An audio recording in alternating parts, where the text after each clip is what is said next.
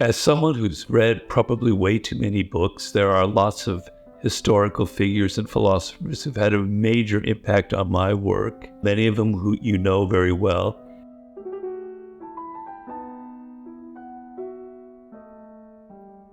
And the following is a compilation of all those moments in which I've discussed these very influential figures on my life. Here you go. I think of Leonardo da Vinci, who had a quote at the end of his life saying, after you've worked really hard during the day, you've toiled at something, you go to sleep and you have this great feeling like you accomplished something. But when you die, do you have that same feeling? Like, I did something, I accomplished something, now I can die in peace. And I think the worst thing is in life would be to reach the age of 60, 65 and go, God, I could have been so much more. I could have created something. I could have done what I said I was going to do. I could have written that book, but I didn't. To me, I tell anybody, if you're in your 20s, don't ever have that feeling. And it'll come quicker than you imagine. Realize that you want to reach that end with a sense of, I did what I felt I could do when I was a child. I had these dreams and I reached them.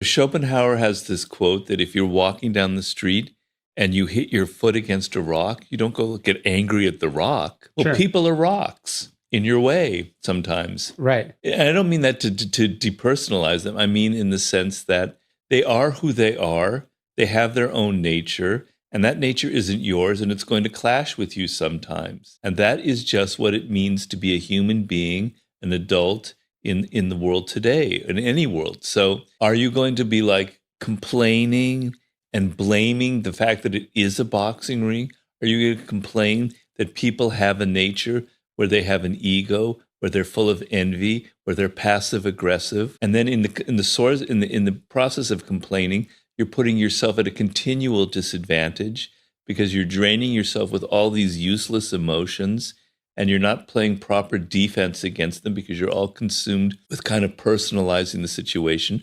Or are you going to have some distance and be like a boxer in a ring and be smart and intelligent about it, you know?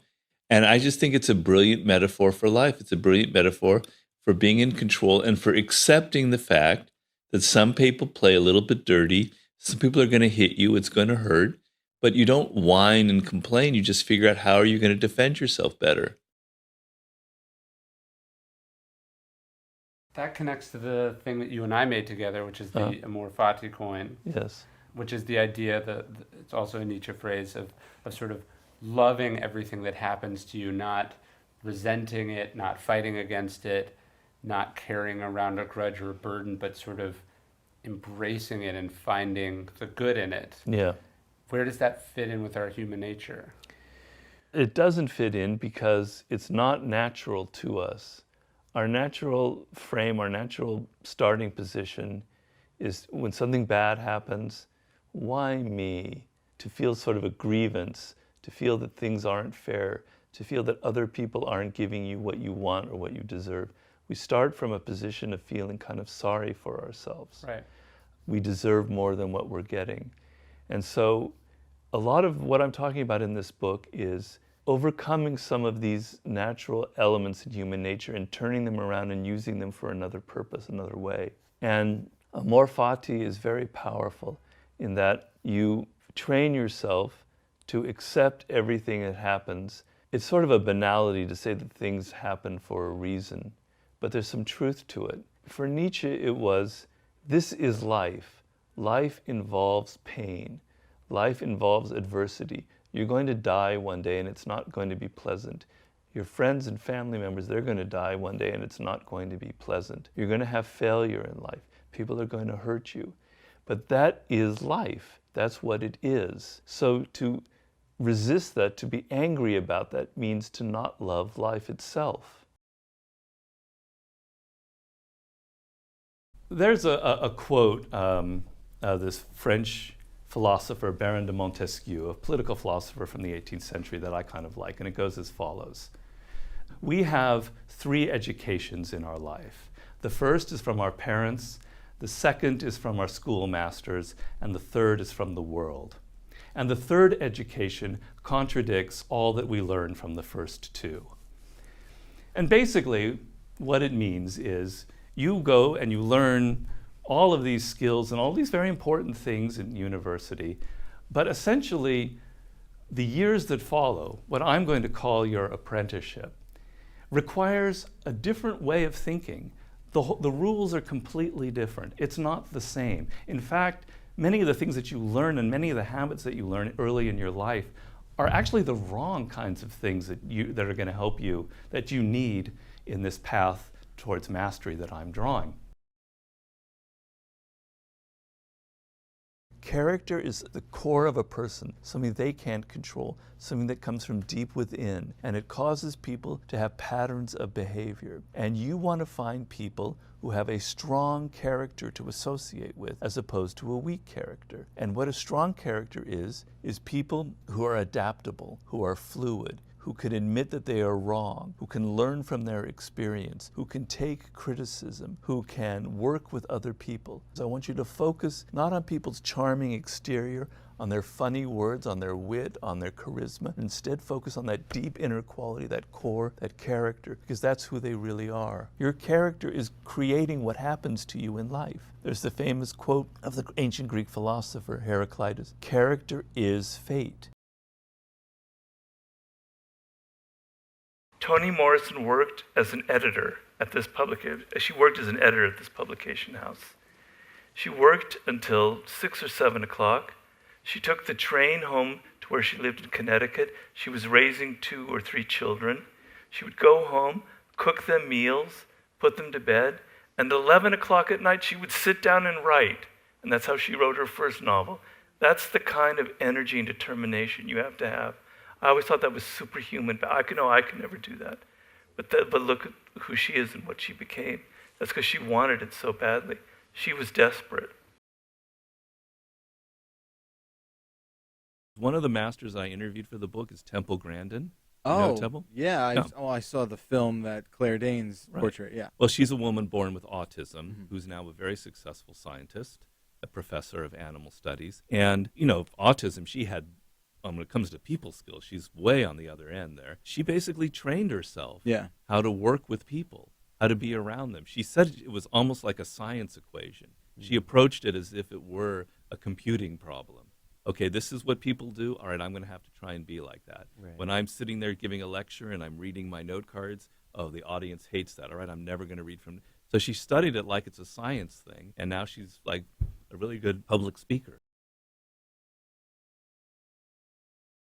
To me, one of the greatest American presidents that have ever lived is FDR. Now, FDR was, I think, a very decent man, but he was incredibly Machiavellian. And probably the best biography of FDR was a guy named McGregor Burns. The title of his book was The Fox and the Lion, which is a phrase from Machiavelli that sometimes you need to be the fox and sometimes you need to be the lion. You need to be clever and crafty, and you need to roar and chew people up. You need to be able to be both. That was FDR. He was so clever. He knew how to create drama, how to create spectacles. He had a henchman, I think it's Harry Hopkins, who would do all the dirty work for him, so he never appeared to be doing anything dirty. He was very, very clever. I think he had high morals. I think he had good values, and he did great things. He led us through a depression. He led us through World War II. He created our social security system. He was a great president, but he knew the hard game of power. I contrast that with somebody like Jimmy Carter. Now, I know we all have our own personal beliefs here, but growing up in the era of Jimmy Carter, I thought the guy was rather incompetent. I thought he wasn't a very good president. He was moral. You would never find a more moral guy, a more decent human being. He was a wonderful person. I would have a beer with him. I would be his best friend. But I don't think he played the power game very effectively. And so sometimes the moral people aren't really necessarily those who know how to play the tough side of the power game. And sometimes people who have a little bit of a Machiavellian streak, but who have decent values, like an FDR, I think they can be much more effective in those kind of roles. Honestly, this is a tough world out there. It's a competitive world. People can be difficult. You have to have a little bit of iron in your soul. You have to be willing to sometimes fire somebody. And firing people can be difficult. Sometimes you have to be a little tough in who you hire. You have to see through the charlatans. You have to see through the narcissists, etc. You have to be a little bit tough in this world. I know that's not everything. I know you also have to be gentle and empathetic, and I agree completely. But I think sometimes people who are too good often don't make the best leaders. I'm sorry to say that. You said something about people who are masters, or as I said, that's almost a conclusion, but strive for mastery, they actually get younger as they age. Yes, I love this phenomenon, and I catalog it, and the icon of that is Benjamin Franklin. This guy's in his 80s, and people are meeting him, and they're going, it's like talking to a 20-year-old. His mind is so open. You know what happens when you get older? Your mind closes, you get rigid, you have all these sort of stale ideas that you keep repeating. Benjamin Franklin was like a 20-year-old. He had no stale ideas. His mind was still crisp and alive. And if he only could have lived 20 more years, who knows what else he would have come up with. So I love that phenomenon because it's so hopeful. Maybe I can be like that as I get older. From Marcus Aurelius that's related is look at things as they are. So you're drinking wine, think of the grapes being crushed. You're having olive oil, think of the olives being crushed. I don't remember what the other examples were. It's a little, this is, I think, one of the reasons people think he's kind of depressing is like, this is a dead pig. This is a dead bird. Well, yeah, but that's what the food that you're eating, you know? Sure. You know, that's a lot of the sublime because you're walking around in your world and you're kind of sleepwalking. Yeah. You're not paying attention to things and you're not really seeing things as they are. So you're drinking your orange juice from some plastic bottle. You're not aware of the oranges or the process or what people went through. I mean, I know that if you were, that might not be that exciting, so that's maybe not the best example. But being aware of where things come from, of what they are, of what their true nature is, you know, that's sort of what how the children think, because they're constantly curious. They just don't assume that something just came into the world the way it is. They want to know how and they want to know why.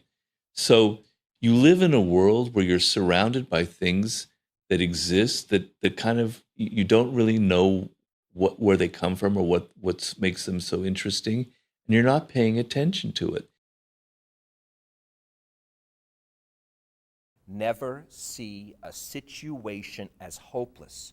Your own weakness can become strength with clever manipulation. The person I used to illustrate it is Napoleon Bonaparte, who was a grand counterattacker. That was his favorite strategy in life. And Napoleon was a very weird character. He actually loved bad situations. He almost had a way of putting himself deliberately in situations that were very adverse, where everything was against him, because his whole mind would rise to the occasion. And his philosophy was, anything negative, anything bad happening to you contains the seeds of a turnaround.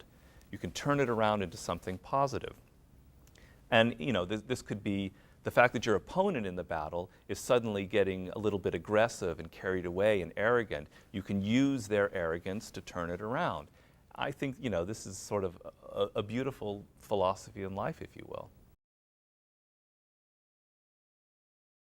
I talk about Anton Chekhov, a Russian writer, who's to me one of the great icons for this book. And he had a horrifying childhood. His father beat him every single day, never even knowing why he beat him. They grew up in poverty. His father abandoned the family when he was young. He had nothing in life, and he lived in this miserable small town, the most miserable town in Russia you can imagine. And one day he decided, in the depths of his misery, after he was left alone in this town to look after himself at the age of 16, he said, I want to not feel this burden by all of these bad feelings towards other people. I'm going to start thinking that my father can't help himself, that he was born a serf, and he's been bred to be this awful person. And my mother can't help herself, and my siblings, it's just human nature. I'm going to accept them, and I'm going to love them for who they are. And he felt this insane wave of freedom. He was free of all his own negative emotions that were burdening him day in and day out. And it changed the course of his life.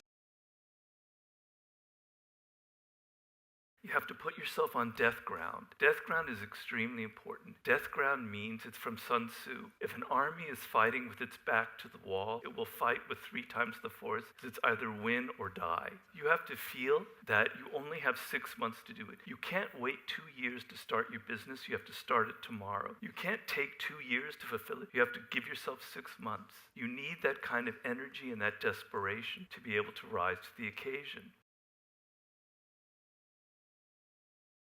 Sun Tzu wrote that in every battle is won or lost before it is ever fought. And basically what he meant was something is going on in the mind, the strategy itself, that is either right or wrong. And by the time you arrive for battle, you've either won or you've either lost. But the battle he's referring to is the battle in your mind. If your mind is filled with all kinds of ideas from the past, if you repeat the same formulas that you've used again and again, you have already lost the war.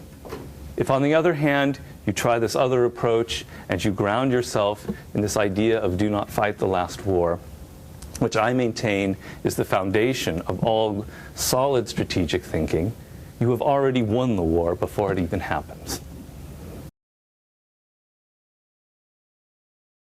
Machiavelli has that quote, so that if you expect everybody to be good in this world, you're in a lot of trouble. You know, what are you going to do when you deal with people who aren't good? But yeah, you have to be willing to get your hands dirty. Let's say a classic example, like there's a cause that's very important to you, like the climate or racial justice in America, all very important issues that most of us believe in. You have to be willing to get down and dirty here because you're playing with politics. You're playing with people who are going to resist. You're playing with major corporations who are going to bust your balls, who are going to be incredibly manipulative and downright evil in co-opting your good idea and kind of neutralizing it. So if you want to create something, if you want to actually have results, you have to be willing to get a little dirty, and you have to be willing to be strategic. You have to understand that the other side might not be playing by the same rules that you're playing with.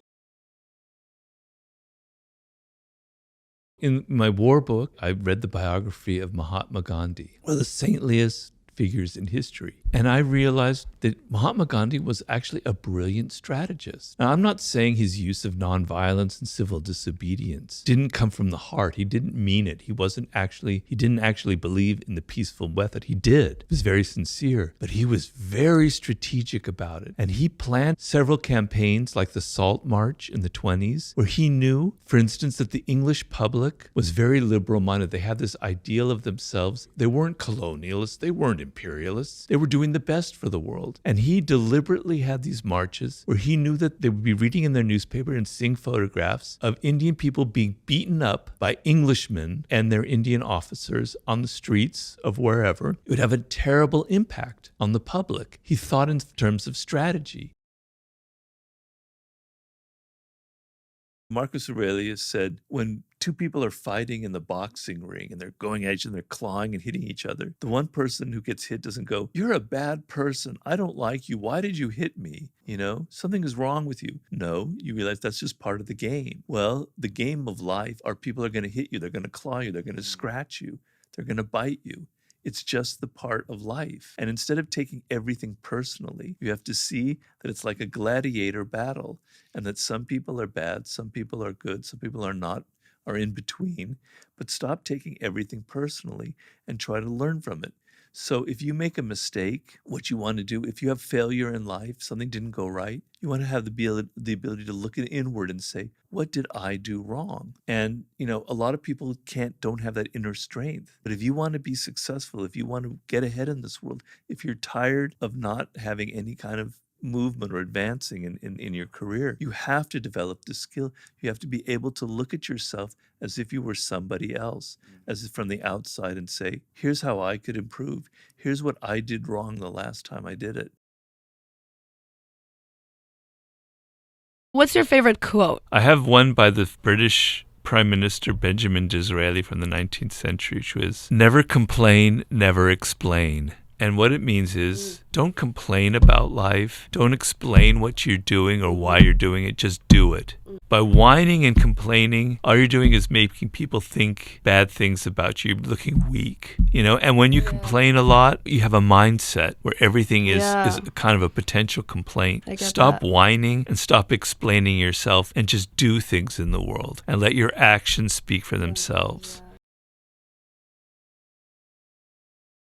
I talk in the book about the great basketball player Bill Bradley. He's white, and he went to Princeton. He became a New York Knick in the late 60s, and then he became a United States Senator. He was very brilliant. He was a Rhodes Scholar, etc. But Bill Bradley loved basketball from very early on, kind of like Tiger Woods and golf. But he realized that the only thing he had going for him was that he was tall. He couldn't jump very well. He wasn't physically nearly as gifted as other people. He just loved the game. So he put himself through the most intensely tedious and boring practice routines that he invented in order to make himself a better basketball player. So he would set up chairs in his little room, and he would dribble in between the chairs until he could do it without ever having looked down at his hand. He created these glasses.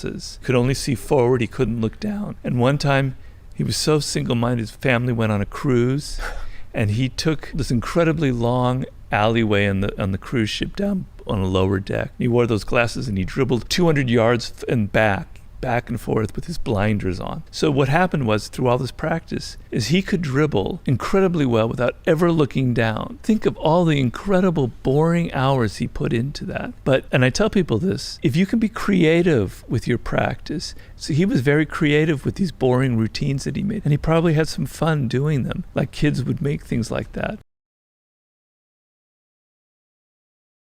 One of the laws of power is guard your reputation with your life. It's like your treasure. It's how people perceive you. And if your reputation kind of precedes you, and it can make people even afraid of you before they meet you. In the ancient China, in like the 1st century AD or so, there was this great Chinese general called Zhuge Liang. It's narrated in this book called The Romance of Three Kingdoms. And he was so clever. He was by far the most clever general that ever lived, that armies were already kind of worried before they went into battle with him, knowing that he would have some trick up his sleeve. They were certain that he was going to do something that they never thought of before. So at one point, Zhuge Liang is in a castle, and all his men have deserted him for whatever reason, and he only has like 50 men left in the castle, and he hears that an army of 20,000 soldiers is advancing, and he goes, it's over, my career's over, they're going to wipe us out and kill us. So what does he do? He sat himself up on the wall of the castle with like a harp or a lute in his hand, and he just sat there strumming it and humming like a prayer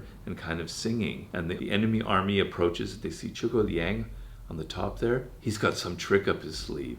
He's luring us into the castle where he must have 50,000 men that are ready to ambush and counterattack us. He wouldn't be sitting on that citadel like that unless he was trying to trick us in some way. And so they end up retreating. So a man with 50 men defeated an army of 20,000 men just through this psychological warfare and just through this reputation that he had of being so incredibly brilliant. And I think a great coach like a Bill Belichick kind of has that sort of spirit as well.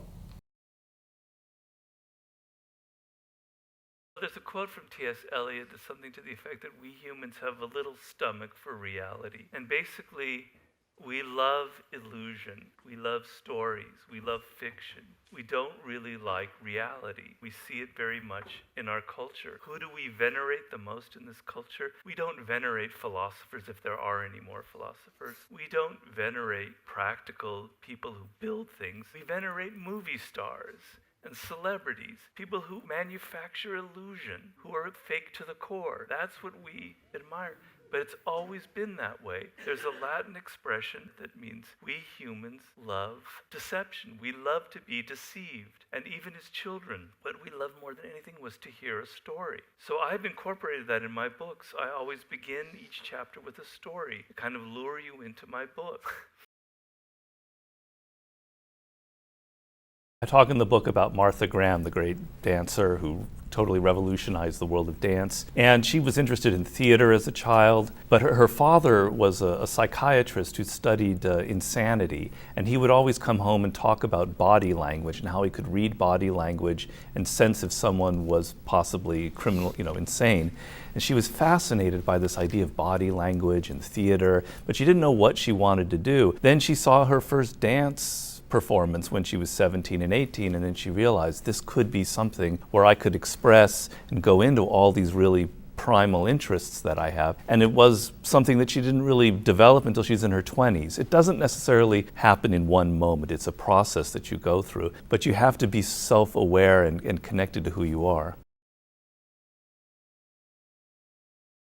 Napoleon had this idea to the effect of, if I appear every day at the theater in Paris, people don't respect me. Oh, the king is the emperor's there. Okay. But if I only show up at the theater once a month, it becomes an event. And people start talking about me and thinking about me. So use absence sometimes, because we have this wrong impression that presence, being constantly present, is what makes somebody kind of fall in love and want us. But actually, it's a step of absence that creates that. If in like a love situation, if you don't return the phone call right away or the text, and a day goes by, they start to think about you. They start to wonder about themselves. And in that process of thinking about you, they start fantasizing and wondering. And that's the powerful position that you have if you use absence.